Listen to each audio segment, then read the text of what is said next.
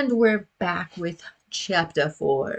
Oh, I forgot to add, whoops, the link for quit it. Not far enough. Okay. For the book itself. Just adding that to the description. Okay. Got it.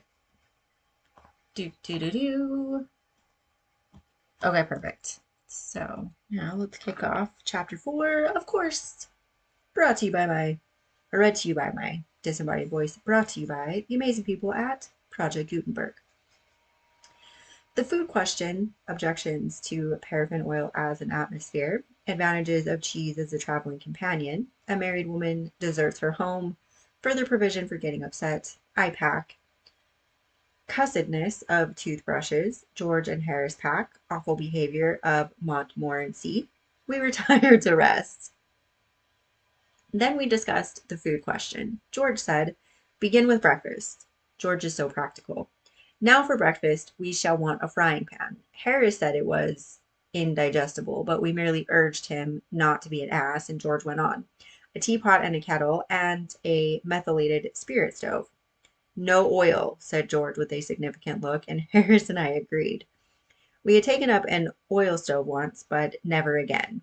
It had been like living in an oil shop that week.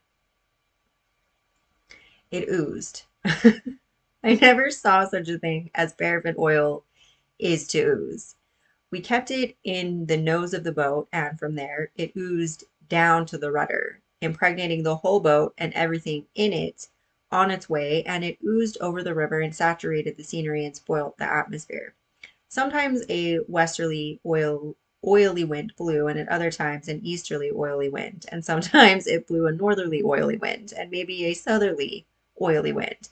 But whether it came from the Arctic snows or was raised in the waste of the desert sands, it came alike to us laden with the fragrance of paraffin oil.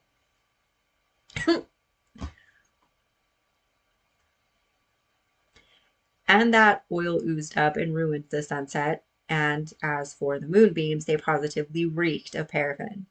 We tried to get away from it at Marlow. We left the boat by the bridge and took a walk through the town to escape it, but it followed us. The whole town was full of oil. We passed through the churchyard, and it seemed as if the people had been buried in oil.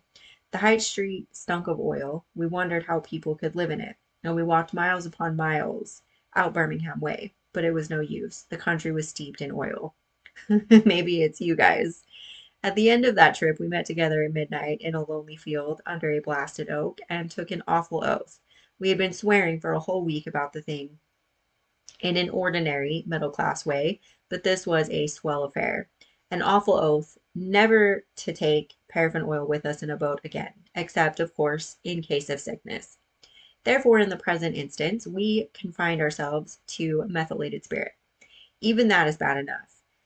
You get methylated pie and methylated cake, but methylated spirit is more wholesome when taken into the system in large quantities than paraffin oil.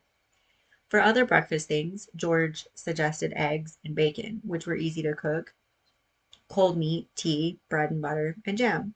For lunch, he said we could have biscuits, cold meat, bread and butter, and jam, but no cheese. Cheese, like oil, makes too much of itself. It wants the whole boat to itself. It goes through the hamper and gives a cheesy flavor to everything else there. You can't tell whether you were eating apple pie or German sausage or strawberries and cream. It all seems cheese. There's too much odor about cheese. I remember a friend of mine buying a couple of cheeses at Liverpool. Splendid cheeses they were, ripe and mellow, and with a 200 horsepower scent about them that might have been warranted to carry 3 miles and knock a man over at 200 yards. I was in Liverpool at the time, and my friend said that if I didn't mind, he would get me to take them back with me to London, as he should not be coming up for a day or two himself, and he did not think the cheeses ought to be kept much longer. Oh, with pleasure, dear boy, I replied, with pleasure. I called for the cheeses and took them away in a cab. It was a ramshackle affair, dragged along by a knock-kneed, broken-winded somnambulist, which his owner, in a moment of enthusiasm during conversation, referred to as a horse. I put the cheeses on the top, and we started off at a shamble that would have done credit to the swiftest steamroller ever built. And all went merry as a funeral bell until we turned the corner. There the wind carried a whiff from the cheeses full on to our steed. It woke him up, and with a snort of terror he dashed off at 3 miles an hour. The wind still blew in his direction, and before we reached the end of the street he was laying himself out at the rate of nearly 4 miles an hour, leaving the cripples and stout old ladies simply nowhere. It took 2 porters as well as the driver to hold him in at the station, and I do not think they would have done it, even then, had not one of the men had the presence of mind to put a handkerchief over his nose and to light a bit of brown paper. I took my ticket and marched proudly up the platform with my cheeses, the people falling back respectfully on either side. The train was crowded, and I had to get into a carriage where there were already 7 other people. One crusty old gentleman objected, but I got in, notwithstanding, and putting my cheeses upon the rack, squeezed down with a pleasant smile, and said it was a warm day. A few moments passed, and then the old gentleman began to fidget. "Very close in here," he said. "Quite oppressive," said the man next him.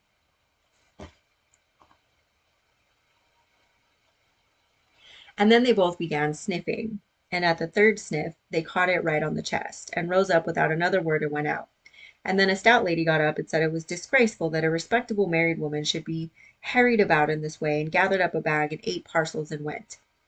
The remaining 4 passengers sat on for a while, until a Solomon-looking man in the corner, who, from his dress and general appearance, seemed to belong to the undertaker class, said it put him in mind of dead baby, and the other 3 passengers tried to get out of the door at the same time, and hurt themselves. I smiled back at the black gentleman and said I thought we were going to have the carriage to ourselves, and he laughed pleasantly, and said that some people made such a fuss over a little thing. But even he grew strangely depressed after we had started, and so when we reached Crewe, I asked him to come and have a drink. He accepted, and we forced our way into the buffet, where we yelled and stamped and waved our umbrellas for a quarter of an hour, and then a young lady came and asked us if we wanted anything. "What's yours?" I said, turning to my friend. "I'll have half a crown's worth of brandy, neat, if you please, miss," he responded. And he went off quietly after he had drunk it, and got into another carriage, which I thought mean. From Crewe I had the compartment to myself, though the train was crowded. As we drew up at the different stations, the people, seeing my empty carriage, would rush for it.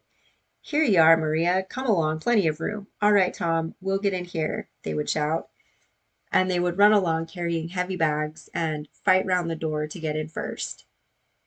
And one would open the door and mount the steps and stagger back into the arms of the man behind him, and they would all come and have a sniff, and then droop off and squeeze into other carriages, or pay the difference and go first.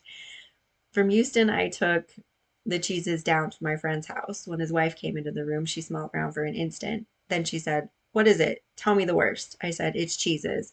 Tom bought them in Liverpool, and asked me to bring them up with me."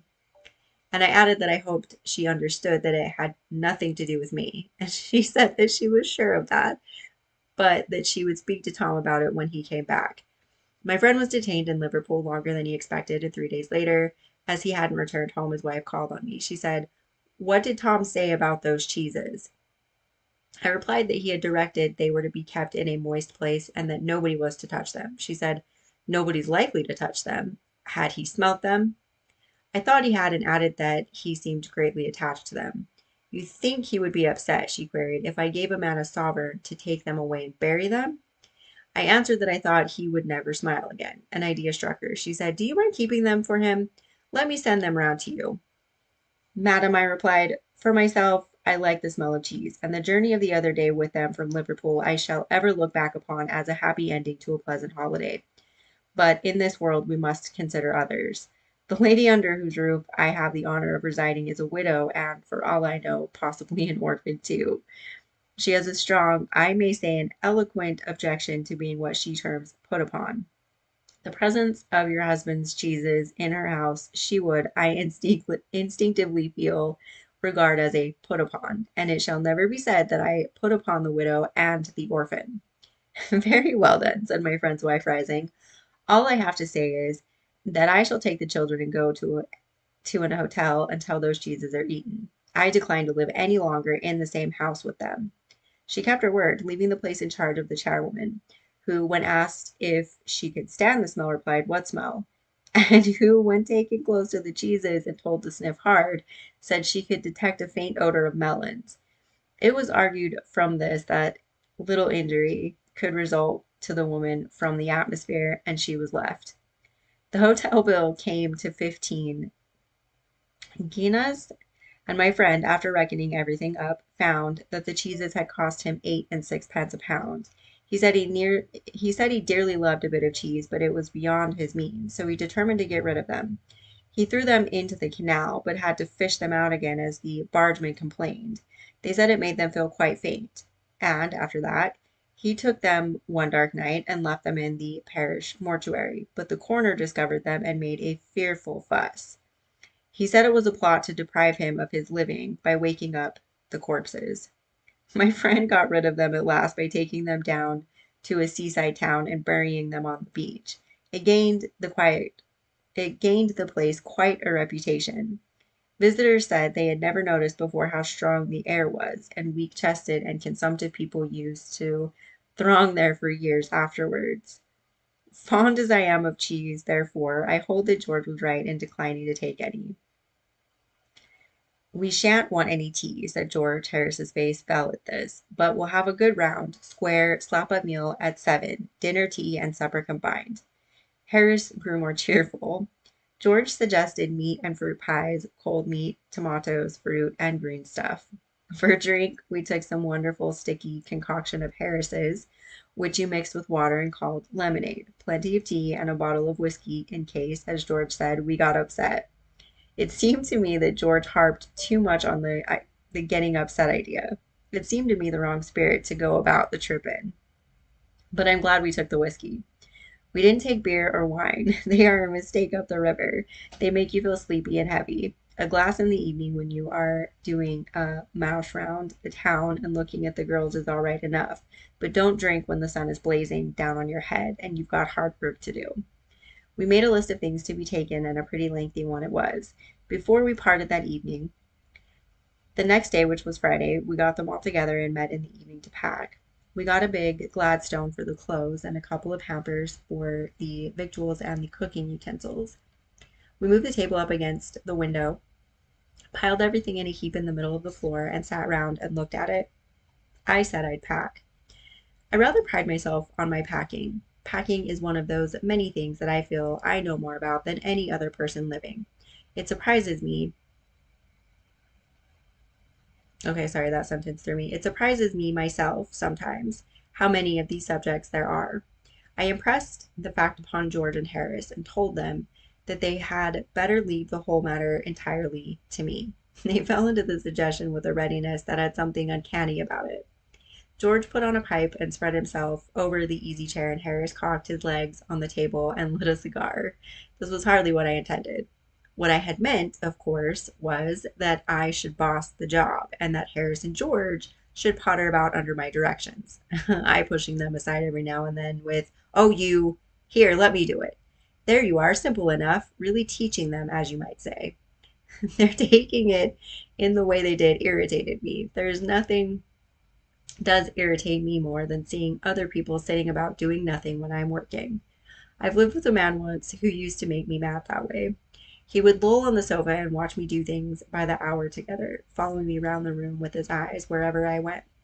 He said it did him real good to look on at me messing about. He said it made him feel that life was not an idle dream to be gaped and yawned through, but a noble task full of duty and stern work. He said he often wondered now how he could have gone on before he met me, never having anybody to look at while they worked. Now, I'm not like that. I can't sit still and see another man slaving and working. I want to get up and superintend and walk round with my hands in my pockets and tell him what to do. It is my energetic nature. I can't help it. However, I did not say anything, but started the packing. It seemed a longer job than I had thought it was going to be, but I got the bag finished at last and sat on it and strapped it. "Ain't you going to put the boots in?" said Harris. And I looked round and found I had forgotten them. That's just like Harris. He couldn't have said a word until I got the bag shut and strapped, of course. And George laughed, one of those irritating, senseless, chuckle-headed, crack-jawed laughs of his. They do make me so wild. I opened the bag and packed the boots in, and then, just as I was going to close it, a horrible idea occurred to me. Had I packed my toothbrush?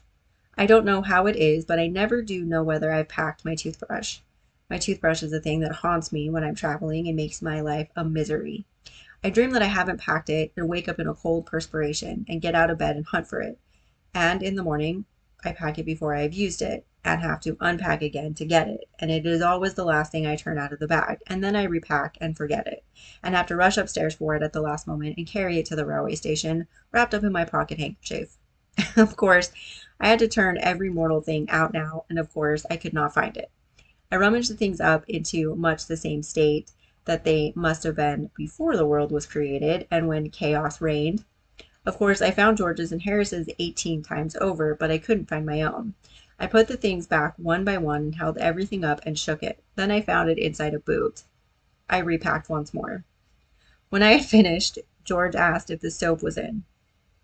I said I didn't care a hang whether the soap was in or whether it wasn't, and I slammed the bag to and strapped it and found that I had packed my tobacco pouch in it and had to reopen it. It got shut up finally at 10:05 p.m. and then there remained the hampers to do. Harris said that we should be wanting to start in less than 12 hours' time and thought that he and George had better do the rest, and I agreed and sat down, and they had a go. Then began in a light-hearted spirit, evidently intending to show me how to do it. I made no comment, I only waited. When George is hanged, Harris will be the worst packer in this world. And I looked at the piles of plates and cups and kettles and bottles and jars and pies and stoves and cakes and tomatoes, etc., and felt that the thing would soon become exciting. It did. They started with breaking a cup. That was the first thing they did. They did that just to show you what they could do and to get you interested. Then Harris packed the strawberry jam on top of a tomato and squashed it, and they had to pick out the tomato with the teaspoon.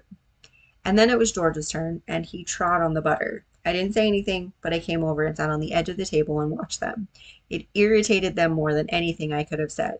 I felt that. It made them nervous and excited, and they stepped on things, and I put things behind them, and they couldn't find them when they wanted them. And they packed the pies at the bottom and put heavy things on top and smashed the pies in. They upset salt over everything. And as for the butter, I never saw two men do more with 1 and 2 pence worth of butter in my whole life than they did. After George had got it off his slipper, they tried to put it in the kettle. It wouldn't go in, and what was in wouldn't come out. They did scrape it out at last and put it down on a chair, and Harris sat on it, and it stuck to him, and they went looking for it all over the room. I'll take my oath, I put it down on that chair, said George, staring at the empty seat. I saw you do it myself not a minute ago, said Harris. Then they started round the room again looking for it. And then they met again in the center and stared at one another. Most extraordinary thing I ever heard of, said George. So mysterious, said Harris. Then George got round at the back of Harris and saw it. Why, here it is all the time, he exclaimed indignantly. Where? Cries Harris, spinning round. Stand still, can't you? Roared George, flying after him. And they got it off and packed it in the teapot. Montmorency was in it all, of course. Montmorency's ambition in life is to get in the way and be sworn at. If he can squirm in anywhere where he particularly is not wanted and be a perfect nuisance and make people mad and have things thrown at his head, then he feels his day has not been wasted. I don't know. I don't think you should be throwing things at dogs' heads or any animals' heads. Maybe just chill. To get somebody to stumble over him and curse him steadily for an hour is his highest aim and object, and when he has succeeded in accomplishing this, his conceit becomes quite unbearable. He came and sat down on things just when they were wanted to be packed, and he labored under the fixed belief that whenever Harris or George reached out their hand for anything, it was his cold, damp nose that they wanted. He put his leg into the jam, and he worried the teaspoons, and he pretended that the lemons were rats and got into the hamper and killed 3 of them before Harris could land him with the frying pan. I want to laugh at him eating the lemons, but I don't think I can with the frying pan incident. Harris said I encouraged him. I didn't encourage him. A dog like that don't want any encouragement. It's the natural or original sin that is born in him that makes him do things like that. The packing was done at 12:50 and Harris sat on the big hamper and said he hoped nothing would be found broken. George said that if anything was broken, it was broken, which reflection seemed to comfort him. He also said he was ready for bed. We were all ready for bed. Harris was to sleep with us that night, and we went upstairs. We tossed for beds, and Harris had to sleep with me. He said, "Do you prefer the inside or the outside, Jay?" I said I generally prefer to sleep inside the bed. Harris said it was old. George said, "What time shall I wake you fellows?" Harris said 7. I said no, 6, because I wanted to write some letters. Harris and I had a bit of a row over it, but at last split the difference and said 6:30. "Wake us at 6:30, George," we said. George made no answer, and we found on going over that he had been asleep for some time. So we placed the bath where he could tumble into it on getting out in the morning and went to bed ourselves. So just a group of awesome mayhem is what I'm seeing. All right, well, that was the end of chapter 4. Next up, chapter 5. I hope you enjoyed this reading. Just waiting for the screen to change to let me know that the screen has caught up to where I'm at. All right, see you next time.